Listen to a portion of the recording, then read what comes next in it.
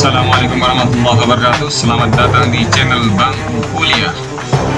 Bagi Anda yang baru pertama kali datang di channel ini, silakan Anda subscribe, like, and share supaya Anda tidak ketinggalan video-video terbaru dari Bangku Kuliah. Bagi Anda yang sudah bergabung di channel ini, saya ucapkan salam sukses buat Anda semuanya. Oke, pada sesi ini kita akan bahas anatomi sistem respirasi. Sebagaimana diketahui bahwa sistem ini sangat vital dalam sistem kehidupan kita, di mana di organ ini terjadinya sistem pertukaran gas, yaitu antara oksigen dan karbon dioksida di dalam tubuh.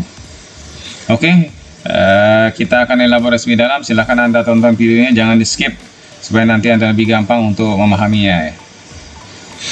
Ini adalah penampang sistem respirasi dari manusia.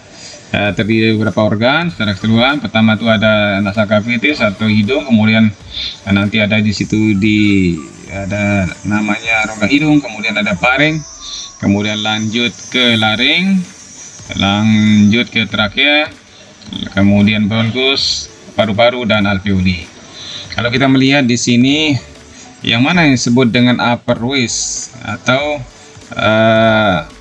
jalan napas bagian atasnya, itu mulai dari nasal cavity itu sendiri, kemudian paring, dan batasnya adalah pada laring. Sedangkan respiratory tract atau tractus respiratory itu mulai dari laring sampai kepada alveoli. Itu adalah respiratory tract. Sekarang kita lihat lebih dalam tentang hidung ya. Di sini ada beberapa bagian. Yang pertama itu ada disebut dengan external nares, yaitu di sini lubang hidung. Di situ nanti ditemukan adanya beberapa aksesoris, yaitu bulu hidung yang berfungsi untuk melakukan filtrasi terhadap gas yang masuk ke dalam tubuh.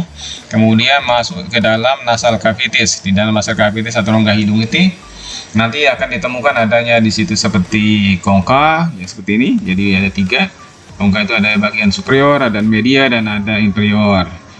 Di antara selah-selah dari kongka ini nanti membentuk namanya nasal meatus, yang sama juga ya, nasal meatus superior, media, dan inferior, yang berfungsi nanti di sini untuk ketika gas masuk maka dia berputar-putar di daerah sini untuk dilembabkan dan dihangatkan ya.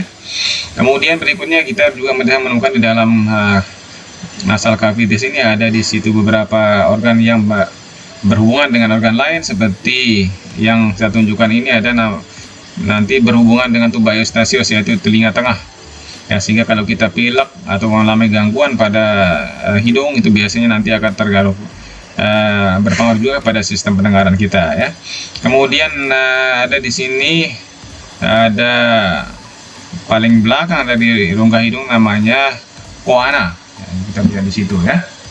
Nah, ini organ yang ada di dalam sistem kita. Yang lain juga nanti ada sinus ya, kemudian ada juga nervus olfactorius sebagai yang menginervasi atau mempersarapi dari sistem penciuman kita. Nah, itu sekilas tentang hidung ya.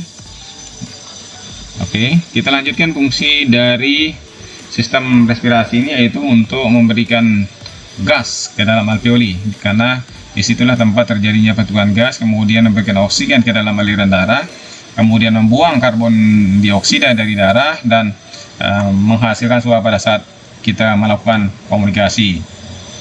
Sedikit tentang hidung di sini ya, jadi bentuknya ya kerucut, bagiannya ada lubang hidung, ini terbentuk karena adanya septum nasi, kemudian ada cuping hidung dan batang hidung ya.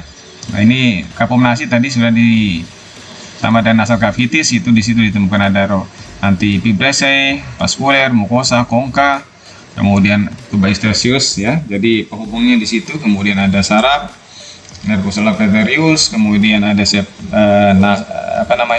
sinus dan lain sebagainya. Mana yang namanya nasal meatus itu yang ini ya.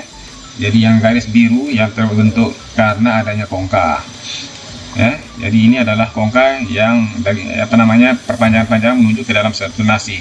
Ini bisa mengalami gangguan yang disebut nanti pembesaran, ukurannya berubah menjadi ukuran besar sehingga menutup saluran dari hidung itu sini, yang ini yang disebut dengan kongka hipertrofi ya, dan tentu akan mempengaruhi jalannya sistem pernapasan kita atau bersirkulasi dari gas agak mengalami gangguan. Ini paring ya. Jadi kalau kita lihat sekarang lanjutannya setelah yang kedua, setelah nasal itu adalah faring. Faring itu dia posisi bagian posterior, dan dia nanti tentu beranastomosis dengan beberapa organ di sini. Pertama dari hidung, dia nanti berbatasan di bagian posterior, makanya disebut dengan nasofaring, ya. Kemudian kalau kita bagaimana membuktikannya ini, nanti bisa kita buktikan kita waktu memasang sonde. Biasanya ini dia harus melewati jalur ini, ya. Kemudian baru yang berikutnya dari mulut, dia kemudian di bagian posterior dibatasi oleh namanya faring, nah makanya terbentuk namanya orofaring, ya. Kemudian ini penting ketika kita nanti membuka jalan nafas, misalkan dari hidung tidak bisa, kemudian memasang endotrakeal, maka kita harus melalui jalur ini. Kemudian hipofaring, ini faring yang paling bawah, atau sering sebutan laryngofaring, ya. Posisinya faring ini bagian posterior, ya, di bagian posterior. Jadi nanti di belakang ini dibatasi oleh tulang servikal tentunya. Di sini ada beberapa organ yang juga bisa kita temukan yang sering mengalami permasalahan, yaitu seperti nasopharyngeal tonsil, kemudian ada palatina tonsil, kemudian ada tonsil lingual dan di situ. Nah, baru kemudian bagian berikutnya masuk dari yang kita sebut dengan laring. Jadi ini adalah batas dari saluran upper airways tadi. Jadi tersusun dari tulang rawan. Di situ ditemukan adanya fishbox dan jakun, kemudian bentuknya juga seperti mahkota, diikat oleh ligamen dan membran. Nah, kalau kita melihat di sini penampangnya, di situ kotak suara, jadi vokal cord di situ. Kemudian di belakangnya ada trakea nanti di situ. Kemudian di bagian paling posterior itu ada esophagus, kemudian ada lidah, jadi di sisi atas, dan ini ada epiglotis, ya. Epiglotis ini penting sebagai pembatas ketika kita melakukan menghirup oksigen, maka dia akan menutup saluran pencernaan dan menutup waktu kita makan itu, menutup saluran pernapasan, ya, sehingga organ ini berjalan dengan simetris gitu, ya. Kalau nanti ditemukan ada kelainan, misalkan dia terbuka pada saat kita makan, maka ini akan menimbulkan aspirasi atau gangguan di dalam saluran pernapasan. Atau jika kita menarik napas banyak masuk ke dalam esophagus, maka nanti kita biasanya kembung nanti, ya, akibatnya. Oke, kita selanjutnya adalah trakea. Ini ada persambungan dari laring di bagian atas dan dan bronkus di bagian bawahnya. Jadi mulai dari mana dia vertebra thoracalis kelima, dan di tempat ini nanti bercabang dia menjadi dua, yaitu bronkus dextra dan sinistra. Sinistra sama dengan yang lain, yaitu tulang rawan panjang sekitar 9 sampai 11 cm, tersusun 16 sampai 20 cincin tulang rawan setengah lingkaran.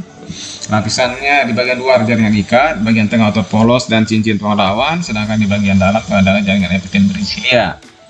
Nah, seperti penampang ini, ya, ini adalah jaringan epitel berisilia, nanti dia menghasilkan mukus. Di bawahnya itu ada lapisan mukosanya, ya. Nah. Oke, kemudian berikutnya ada namanya bronkus. Ini percabangan dari trakea namanya bronkus, ya. Ada dua garis besar, ada bagian kiri dan kanan. Bagian kanan itu lebih agak posisinya agak tinggi, kemudian lebih pendek dan lebih lebar, sehingga nanti dia memungkinkan berisiko untuk terkenanya penyakit lebih besar dibanding dengan yang lain. Turut-turut nanti terbentuk dari awal percabangan dari trakea disebut bronkus primer, lalu sekunder, dan masuk paling kecil ke tersier. Nah, ini adalah penampangnya, kita lihat, ya. Jadi ini adalah yang primer, kemudian masuk ke sekunder, tersier, sampai kepada nanti yang paling terakhir yang kecil sekali, ya.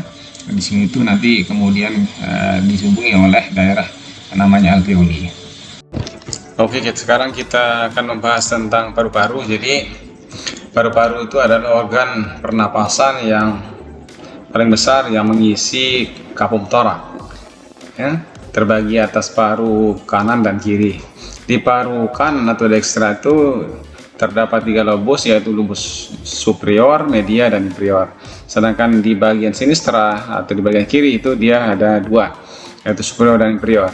Paru-paru dilapisi oleh lapisan namanya pleura, ya. Kemudian sifat paru-paru itu dia bisa recoil, jadi ketika sudah mengembang maka dia bisa kembali ke posisi semula, itu namanya recoil. Kemudian terdiri atas paru alveoli kira-kira 300 juta.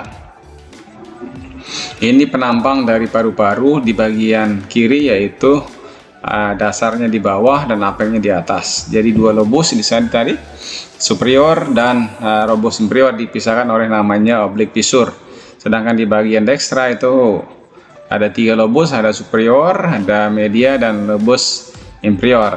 Lobus superior dan media dipisahkan oleh namanya fissura horizontal, sedangkan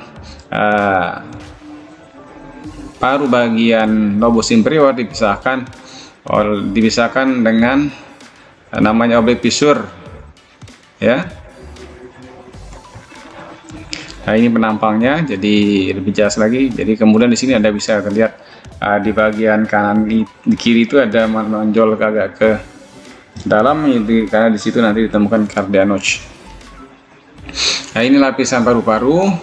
Kalau kita mau zoom, dia di situ paru-paru tertutup ada 2 lapisan, pleura parietalis itu yang langsung melekat juga dengan otot intercostalis, sedangkan visceralis itu adalah yang langsung berhubungan dengan paru-paru. Nah, di situ ada rongga yang potensial yang selalu bertekanan negatif sesungguhnya, namanya capum pleura. Isinya nanti di sini adalah cairan pleura sekitar 10 mili untuk mencegah gesekan antar paru ketika terjadi kembang kempisnya. Kemudian di sini ada bagian bawah paru ini dibatasi yang namanya diafragma sebagai otot utama pernapasan nanti. Ini sekilas tentang paru-paru, tentang alveoli. Alveoli itu ada 3 zona yang penting, 3 hal yang penting di situ sebagai tempat terjadinya pertukaran gas, yaitu di alveolar duct, kemudian di alveoli sendiri, dan di bagian alveolar sulcus atau sulcus alveolar. Nah, ini sedikit tentang otot pernapasan. Jadi otot pernapasan yang utama pada saat kita inhalasi atau melakukan inspirasi yaitu otot diafragma, sedangkan otot yang mendukungnya ketika membutuhkan usaha yang lebih untuk bernapas, maka di situ ada otot namanya sternocleidomastoid, kemudian ada otot sklenis, pectoralis minor termasuk 100. Sedangkan pada saat kita melakukan eksalasi itu otot utama pernapasan adalah external intercostalis muscle, didukung nanti oleh internal costalis muscle, kemudian transverse thoracic, internal oblique, termasuk rectus abdominis. Ini adalah otot-ototnya. Oke, itu dulu untuk kali ini. Sampai jumpa di video berikutnya. Salam sukses buat Anda semuanya. Wabillahi taufiq wal hidayah. Assalamualaikum warahmatullahi wabarakatuh.